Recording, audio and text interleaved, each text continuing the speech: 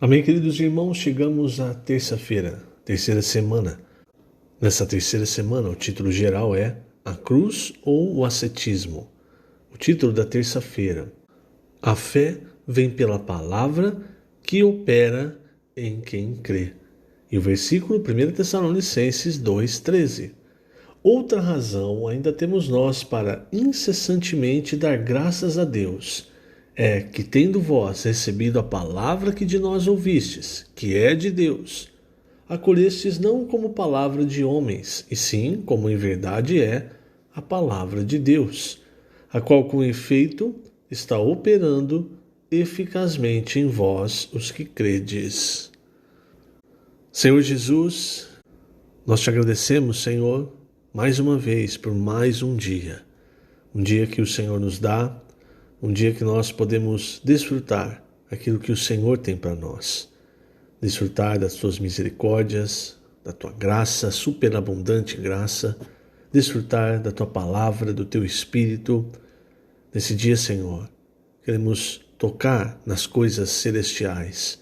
Receber a tua palavra com um coração aberto, um coração cheio de fé, e que essa palavra opere eficazmente em cada um de nós.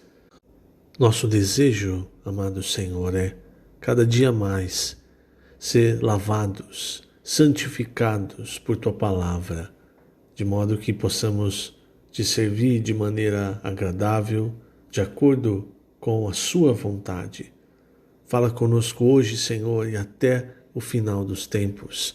Nós ansiamos pelo Teu falar, pela Tua Palavra, por Tuas riquezas, e Te agradecemos, pois dia após dia o Senhor tem se dispensado grandemente para cada um de nós. Obrigado, Senhor. Jesus é o nosso Senhor. Muito bem, queridos irmãos, o título dessa terça-feira é A fé vem pela palavra que opera em quem crê. Ontem nós falamos um pouco sobre isso. Falamos inclusive que quando a palavra vem até nós, irmãos, e você deve se lembrar do que o próprio Senhor falou em João: as minhas palavras são espírito e são vida. Então, quando a palavra chega, ela produz fé em nós, mas também ela traz espírito e vida. Por isso nós precisamos aprender a contatar a palavra de Deus no espírito, pois assim nós ganhamos fé, espírito, vida, nós tocamos as riquezas de Deus. Para isso, irmãos, nós temos essa ferramenta maravilhosa que é a imersão na palavra. Quando nós imergimos na palavra, orando, lendo a palavra, com calma, ruminando aquilo que nós estamos lendo, aquilo que nós estamos ouvindo, essa palavra, irmão, se torna para nós alimento. Enche-nos de fé, enche-nos de espírito, de vida. A palavra que nós temos recebido atualmente, irmãos, ela tem feito cada vez mais Cristo crescer em nós e nós sermos encabeçados por Cristo. Essa é a vontade de Deus e essa é a função da palavra, nos fazer cada vez mais ser encabeçados por Cristo. E o que estava acontecendo na igreja em Colossos, as coisas talvez não negativas, talvez positivas, relacionadas à filosofia, relacionadas a práticas religiosas, principalmente da religião judaica, entre outras coisas, estavam entrando na igreja, fazendo com que os irmãos se desviassem do ponto central, Cristo, a economia de Deus. E aí fazia com que eles tentassem se aperfeiçoar por si próprios, na carne, buscar um conhecimento fora de Cristo.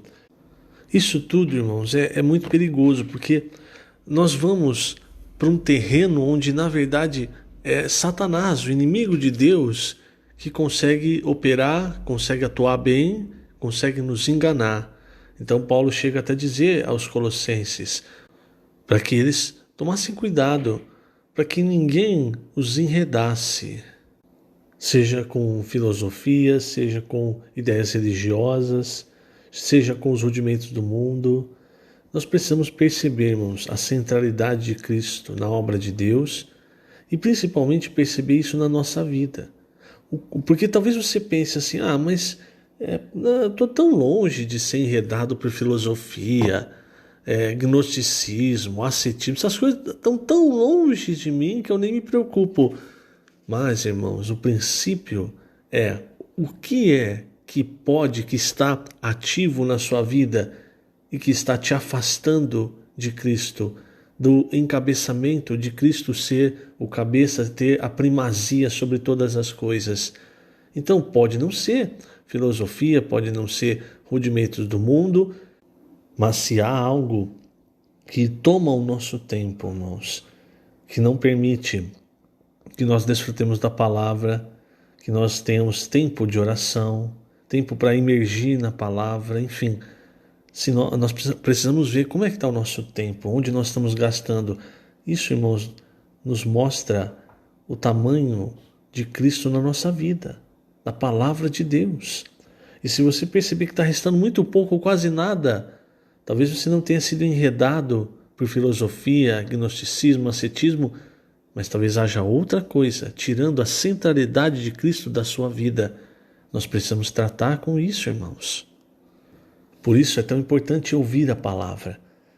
Paulo falou para os Tessalonicenses que a palavra que era falada por meio dele, ou seja, a palavra profética, era de fato a palavra de Deus. E quando eles recebiam essa palavra como a palavra de Deus e abriam o seu coração praticando essa palavra, o que acontecia? A palavra operava eficazmente neles, aqueles que estavam crendo. Nessa parte eu quero ler, na página 44, irmãos, o segundo parágrafo. Veja só. Quando ouvimos a palavra profética e a recebemos, crendo e exercitando a fé, somos levados para a dimensão onde Deus está. Assim, a palavra começa a operar eficazmente em quem crê, e a obra de Deus é feita. A obra de Deus não é feita pela capacidade humana. Não confiemos em nossa capacidade e competência para ajudar a Deus a conduzir as coisas na igreja. Deus pode usar o dom e a habilidade que dele recebemos, mas tal dom e habilidade devem estar na esfera da fé onde Deus está. Vou ler agora o último parágrafo da página 44. A cidade de Colossos ficava na Ásia Menor, atual Turquia, e recebeu forte influência da cultura oriental, da religião judaica e da filosofia grega, das quais se originou uma série de ensinamentos e filosofias que tentavam substituir Cristo. Por causa dessas coisas, Paulo disse aos Colossenses que Cristo é tudo e deve ter a primazia em tudo. Cristo é o primeiro na criação, primeiro na nova criação, o ponto de conexão entre o homem e Deus, o ponto de conexão de toda a criação. Nada substitui Cristo.